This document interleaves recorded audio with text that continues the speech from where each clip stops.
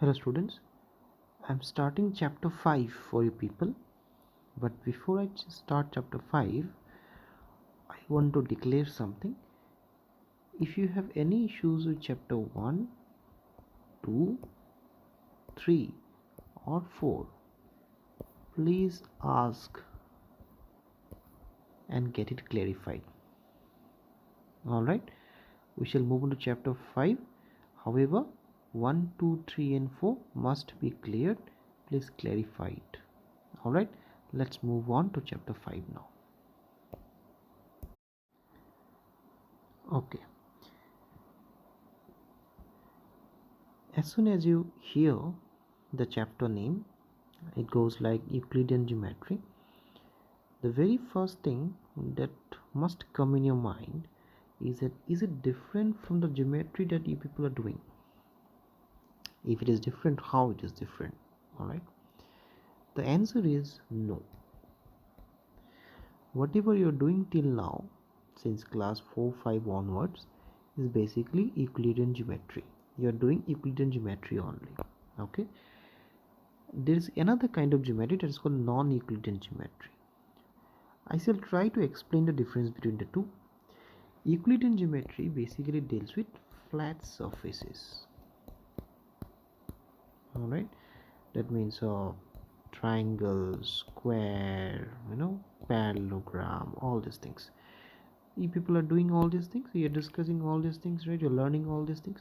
So basically you people are following Euclidean geometry only. Now what happens in non-Euclidean geometry? Non-Euclidean geometry deals with 3D geometry, three-dimensional objects, right? So we don't discuss flat surfaces here, we discuss 3D geometry. However, this is not required for now. We can easily skip this one. This is not required, at least for now. We are going to deal with Euclidean geometry in the chapter. I hope you have understood the difference. Right. Very first thing that you need to learn is that Euclid wrote a book called The Elements. The name of the book and little bit of history is given in your text. Please read the chapter. Alright, first 2 pages, first 2 to 3 pages are very important. Okay, I'll discuss only one topic today. Please observe carefully. So let's say we have a point here. Okay, let's take a point here, and how many dimensions it has? It has no dimension, right? So it is no dimensions. All right. Okay. Now, by joining few points, what I can have, if I have a few points, and if I join them, what I'll get? I'll get a straight line, isn't it? Straight line. Now this straight line has how many dimensions? It has one dimension, and that dimension is length. Okay, this is length only, there is no breadth, right? Okay, now if we take lines of this kind, right, and what I can have a flat surface like this, and this flat surface is called a surface, and the surface has two dimensions. What are the two dimensions? Length and breadth, right? This is the length and this is the breadth. Is it clear till now? Alright, good. Now if I combine, please observe carefully, if I have so many flat surfaces, if I join, what I get? We get a solid, and a solid has three dimensions, a 3D structure. This is the length, this is the length, this is the breadth, and this is the height. This is the length, breadth and height, right?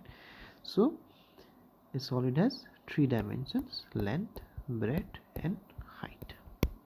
Alright, so I have a point having no dimensions, I have a straight line having one dimension, that is length, I have a flat surface or a surface having two dimensions, length and breadth, and I have a solid having three dimensions, length, breadth and height.